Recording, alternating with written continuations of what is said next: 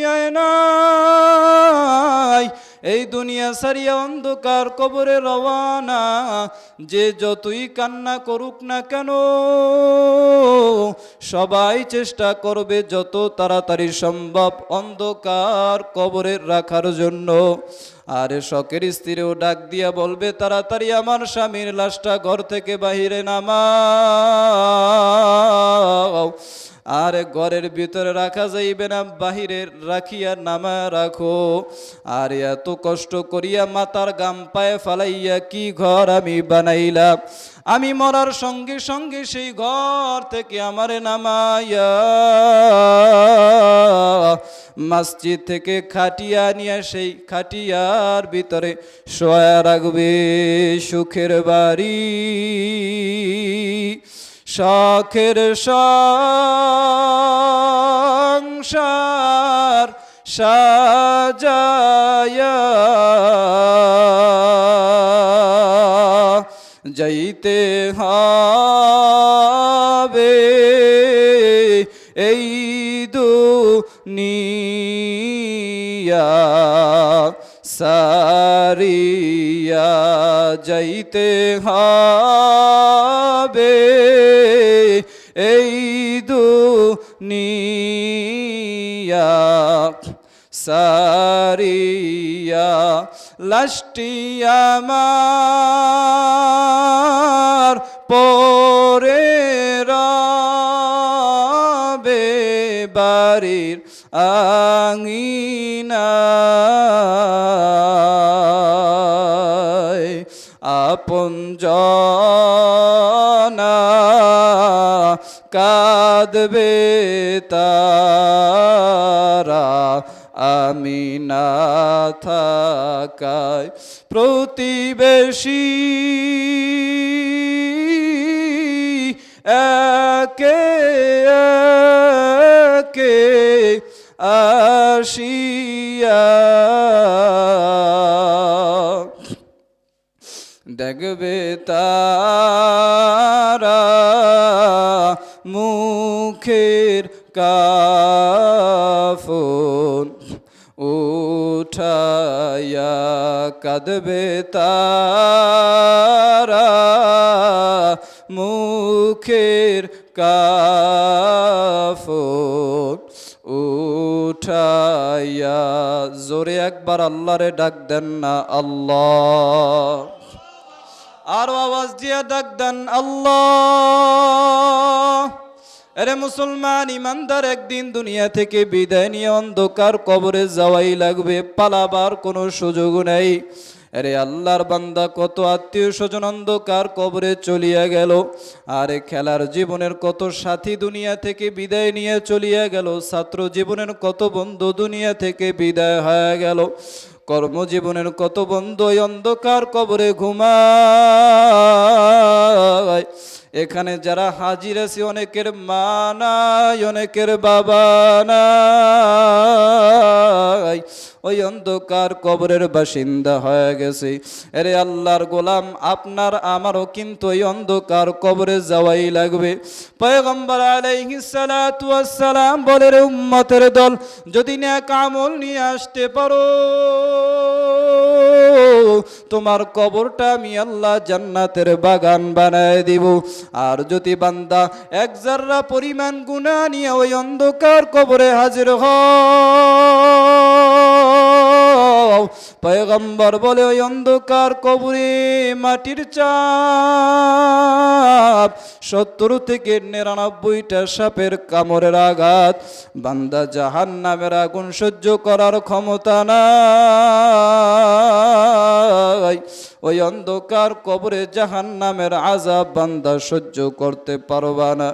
এর মুসলমান ইমানদার, আজকে দুনিয়াতে একটা অন্ধকার ঘরে আমি একা থাকতে বড় ভয় পাই। ঘরের ভিতরে লাইট নষ্ট হয়ে গেলে তাড়াতাড়ি লাইটের ব্যবস্থা করা হয়, কারণ অন্ধকারে থাকা যায় না। বিছানার চাদর নষ্ট হয়ে গেলে তাড়াতাড়ি আর একটা বিছানার চাদরের ব্যবস্থা করা হয়, কারণ খারাপ বিছানায় শোয়া যায় না। আর ওই অন্ধকার কবরের সাথীও নাই, বাতিও নাই। ওই অন্ধকার কবরে বিছানারও কোনো ব্যবস্থা নাই, ওই অন্ধকার কবরে আমি একা একা কেমন করিয়া থাকব। ডানে মাটি বামে মাটি,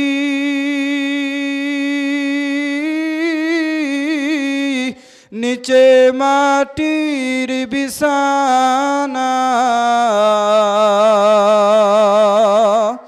উপরেতে চাপা মাটি, ভেগে যাওয়া যাবে না। এর মুসলমান ইমানদার, ওই অন্ধকার কবরের আযাব কিন্তু কেউই সহ্য করতে পারবো না। পয়গম্বর বলে কিয়ামতের ময়দান তো হবে আরো ভয়ঙ্কর স্থান, ওই কিয়ামতের ময়দানে কেউ কারো আপন হবে না। বলে বান্দা, ওই কিয়ামতের ময়দানে মা তোমার আপন হবে না, বাবা তোমার আপন হবে না। একদিন পয়গম্বর ঘরের ভিতরে গুনগুন গুনগুন করিয়া কান্না করতেছে। হযরতে আয়েশা রাদিয়াল্লাহু তাআলা আনহা জিজ্ঞেস করে, রে পয়গম্বর, আপনি কেনই বা কান্না করতেছেন? আমি আয়েশার কি কোনো বেয়াদবি হয়ে গেল কিনা? পয়গম্বর বলে, না রে আয়েশা, না না, তোমার কোনো বেয়াদবি হয় নাই। বলে পয়গম্বর, তাহলে আপনি কেনই বা এত কান্না করতেছেন? পয়গম্বর বলে, ওই কিয়ামতের কঠিন মুসিবতের কথা আমার বড় মনে পড়িয়া গেল। ওই কিয়ামতের ময়দানে আমার উম্মতের কি উপায়? যেই কিয়ামতের ময়দানে সমস্ত নবীরা পর্যন্ত নাফসি নাফসি বলিয়া কান্না শুরু করিয়া দিবে। হযরতে আদম আলাইহিস সালাতু ওয়াস সালাম বলবে নাফসি,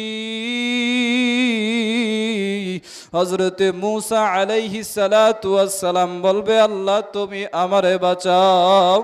হযরতে ইব্রাহিম আলাইহিস সালাতু ওয়াস সালাম বলবে, রে মালিক তোমার বন্ধুত্বের কসম তুমি আমারে বাঁচাও।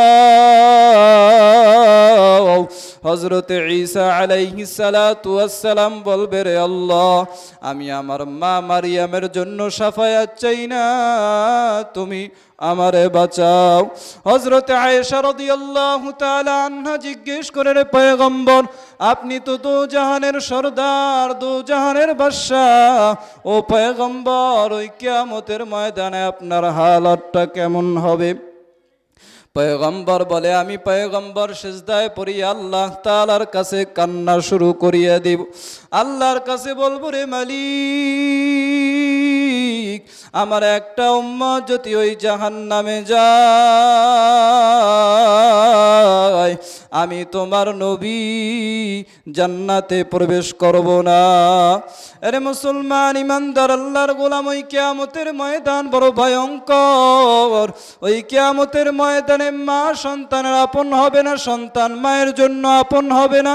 ওই কিয়ামতের ময়দানে ভাই ভাইকে চিনবে না, কোনো আত্মীয় স্বজন কিন্তু পরিচয় দিতে চাইবে না। বান্দা ওই কিয়ামতের ময়দানে যদি মাপ পাইতে হয়, আল্লাহকে রাজি খুশি করিয়া তারপরে অন্ধকার কবরের রওনা দিতে হবে। এরে মুসলমান ইমানদারের জন্য এই দুয়ার মাহফিলে আসিয়া আমরা সকলেই দিল থেকে মন থেকে আল্লাহর কাছে তওবা করব। আয় আল্লাহ, জীবনে অনেক অন্যায় করেছি, অনেক গুনাহ করেছি, অনেক নাফরমানি করিয়া ফেলাইছি। আয় আল্লাহ, তুমি যদি মাফ না করো, যাওয়ার তো আর কোনো দরওয়াজাও নাই। তুমি যদি ক্ষমা না করো, ক্ষমা পাওয়ার তো আর কোনো দরওয়াজাও নাই রে আল্লাহ। এজন্য আমরা সবাই তওবা করি, আমিও তওবা করি আল্লাহ, আর জীবনেও গুনাহ করব না, নেকির কাজ ছাড়ব না। মা বাবার খেদমত করব, 5 ওয়াক্ত নামাজ জামাতের সহিত আদায় করব, নবীর সুন্নাতওয়ালা জিন্দেগি করব, আলেম ওলামার সঙ্গে বিরোধিতা করব না, তাদের পরামর্শ নিয়ে জীবনটাকে চালাবো। তওবা করার যদি খাঁটি নিয়াত হয়, খাঁটি দিলে তওবার নিয়াইতে দুটো হাত আমার আল্লাহরে দেখায় দেন। নারায়ে তাকবীর। আয় আল্লাহ, আমাদের সকলের হাতগুলি কবুল করে নেন। আয় আল্লাহ, আমরা তওবা করতেছি, তওবার উপরে মজবুত হয়ে চলার তৌফিক দান করেন, আমিন। ওয়া আখির দাওয়ানা আলহামদুলিল্লাহি রাব্বিল আলামিন। আসসালামু আলাইকুম ওয়া রাহমাতুল্লাহি ওয়া বারাকাতুহু।